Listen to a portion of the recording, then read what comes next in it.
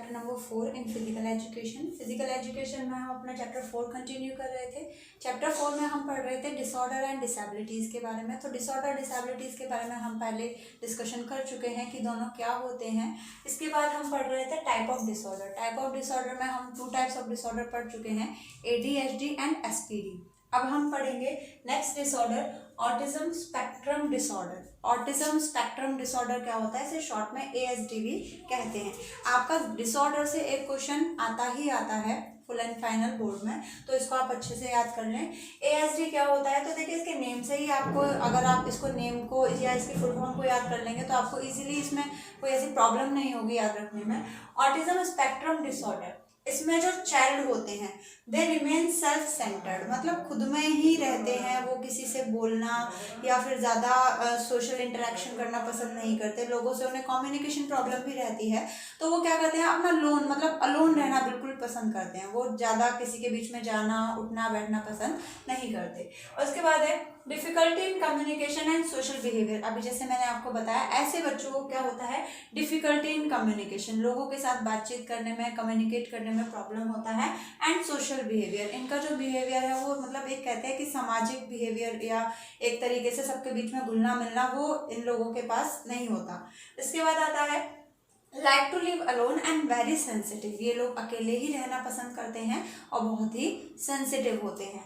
इसके बाद unable to express their experience and feelings, ये जो इस तरीके के बच्चे होते हैं यहाँ पर दे रखा है unable to express their experience, ये अपने एक्सपीरियंस को अपनी फीलिंग्स को अच्छे से शेयर नहीं कर पाते, उनको एक्सप्रेस नहीं कर पाते, इसी की वजह से इन्हें कम्युनिकेशन प्रॉब्लम रहती है। अब देखिए कम्युनिकेशन प्रॉब्लम क्या है, हमारे जो भी वर्ड्स हैं, कम्युनिकेशन का मतलब क्या होता है, जब दो पर्सन आपस में अपनी फीलिंग्स को अपने आइडियाज़ को जब कम्युनिकेट करते हैं, अपने व्यूज़ को एक दूसरे पर पहुंचाते हैं, that is known as communication. But इस तरीके के बच्चे जिनमें ये ऑर्डर होता है ऑटिज्म स्पेक्ट्रम डिसऑर्डर, ये क्या करते हैं, ये जो फील कर रहे हैं या जो सोच रहे हैं ये किसी को सामने वाले को उसे एक्सप्रेस नहीं कर पाते। ठीक है, इसके बाद हमारा आता है इनके कॉजेज क्या क्या होते हैं। तो देखिए कॉजेज में आता है सबसे पहले आपका हेरिडिटी। हेरिडिटी मतलब जेनेटिक, अगर इनके पेरेंट्स में ये डिसऑर्डर है तो हो सकता है बच्चों में भी ये डिसऑर्डर हो। उसके बाद है defect in structure of brain, हमारे ब्रेन के बहुत सारे पार्ट्स होते हैं, तो अगर आपके ब्रेन के स्ट्रक्चर में कहीं भी किसी भी पार्ट में कोई अगर डिफेक्ट है तो आपको ये डिसऑर्डर हो सकता है।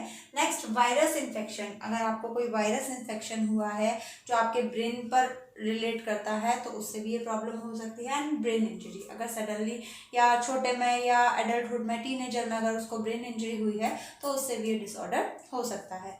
उसके बाद है नेक्स्ट हमारा ऑब्सेसिव कंपल्सिव डिसऑर्डर। अब देखिए obsessive compulsive disorder, obsess word हमने नॉर्मली सुना है, ऑब्सेस का मतलब किसी भी चीज़ के लिए बहुत ज़्यादा ऑब्सेस्ड, मतलब उसी के बारे में सोचते रहना बहुत ज़्यादा। तो इसके बारे में अब हम दे रखे हैं does the same activities repeatedly. अब ये क्या होता है, इसमें जो सामने वाला पर्सन है या जिसको ऑब्सेसिव कंपल्सिव डिसऑर्डर है वो एक ही चीज़ को बार बार रिपीट करता है, उसे भी पता है जो ये चीज़ बार बार रिपीट वो कर रहा है या कर रही है कि ये बिल्कुल सेंसलेस है, इसका कोई मीनिंग नहीं है, ऐसा बार बार रिपीट करना कोई ज़रूरी नहीं है, बट फिर भी उसके माइंड में कुछ इल्यूजन्स क्रिएट होते हैं, कुछ बार बार आइडियाज़ आते हैं जिसकी वजह से वो सेम थिंग को बार बार रिपीट करते हैं। इसके बाद आता है confusion about something in the mind. यहाँ पर क्या होता है, इस पर्सन में जिसमें भी ऑब्सेसिव कंपल्सिव डिसऑर्डर होता है उस पर्सन के माइंड में बहुत ही किसी भी चीज़ को लेकर कंफ्यूजन रहता है, and to overcome the same illusion, और उसी इल्यूजन को, क्योंकि कंफ्यूजन होता है कि भाई हमने ऐसे किया या नहीं किया, ऐसा करेंगे तो ऐसा हो जाएगा, तो मतलब हम एक इल्यूजन एक इमेजिनरी वर्ड अपने माइंड में कुछ बनाते रहते हैं या सोचते रहते हैं, उसी चीज़ को इल्यूजन को ख़त्म करने के लिए, उससे बाहर निकलने के लिए हम सेम चीज़ को repeat and repeat over and over again repeat उसे करते रहते हैं। लाइक जैसे कि सिक्योरिटी सेफ्टी के लिए, भाई कुछ लोग होते हैं बार बार जैसे कि घर से बाहर जा रहे हैं तो लॉक चेक करना, आपको पता है कि आपने लॉक लगाया है, 3 बार 4 बार उसे चेक कर रहे हैं, लाइट्स को चेक कर रहे हैं, ठीक है, गैसेस को चेक कर रहे हैं। उसके बाद है क्लीनलीनेस, बार बार साफ सफाई, ठीक है सब साफ है बट बार बार उसकी डस्टिंग करना, बार बार उसे अपने हाथ धोना। उसके बाद आपका आता है कीप काउंटिंग, आपने कुछ अभी काउंट किया उसको बार बार काउंट करना, या फिर आपने कोई कैलकुलेशन करी सही है फिर भी गलत ना हो जाए इसके डर से बार बार उसे काउंट करना, ठीक ठीक, तो ये हमारा आता है ऑब्सेसिव कंपल्सिव डिसऑर्डर में। इसके बाद आता है इसके कॉजेज क्या क्या होते हैं। सबसे पहला आता है हेरिडेटरी। हेरिडेटरी मतलब अगर पेरेंट्स में है तो वो आप में भी हो सकता है। नेक्स्ट आता है आपका neurological factor like imbalance in the secretion of serotonin. हमारे ब्रेन में कुछ केमिकल्स होते हैं, ये सेरोटोनिन जो है वो भी एक केमिकल का नेम है, जो कि हमारे रिएक्शन करने में या हम जो भी रिएक्ट करते हैं उसमें हमें हेल्प करता है। Personal experience like an accident, या फिर कोई ऐसा आपके साथ कुछ हैपनिंग या कुछ एक्सीडेंट हुआ हो जिसकी वजह से आप उस चीज को लेकर बहुत ही ज्यादा ऑब्सेस्ड रहने लगे हो, ठीक है। उसके बाद अब दे रखा है आपका ऑब्सेशनल डेफेंट डिसऑर्डर। ऑब्सेशनल डेफेंट डिसऑर्डर में क्या होता है, सॉरी अपोजिशनल डेफेंट डिसऑर्डर। अपोजिशनल डेफेंट डिसऑर्डर में क्या होता है, देखिए अपोजिशनल मतलब हमारे अपोज में कौन है।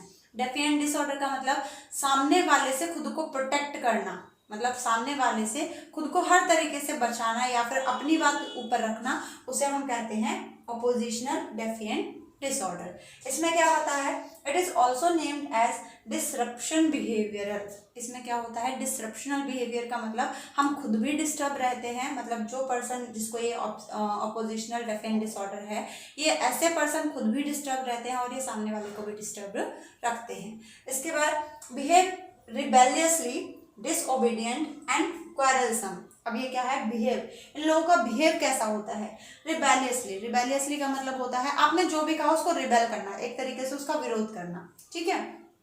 डिसओबीडियंट, आज्ञा ना मानना, आपने जो भी कहा कि ऐसा करना है तो उन्होंने कहा नहीं ऐसा नहीं करना, ठीक। उसके बाद होता है क्वारलसम, आपने कुछ भी कहा, आपने कुछ भी XYZ उनको बात कही तो वो उल्टा आपसे सवाल पुटअप करेंगे, ठीक है। इसके बाद आता है आपका can not control their anger. ऐसे लोग अपने एंगर को, अपने गुस्से को कंट्रोल नहीं कर पाते। इसके बाद argue with parents and elders. अगर हम बच्चों की बात करें तो ऐसे बच्चे अपने एल्डर्स से, अपने बड़ों से, अपने पेरेंट्स से बहुत आर्ग्यूमेंट करते हैं बात बात पर।